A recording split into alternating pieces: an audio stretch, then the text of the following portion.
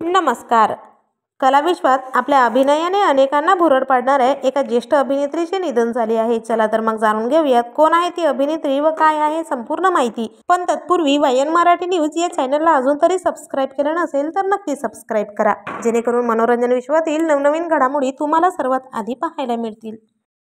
मित्रांनो, चित्रपटसृष्टीतील ज्येष्ठ अभिनेत्री दलजीत कौर यांचे दीर्घ आजाराने निधन झाले आहे.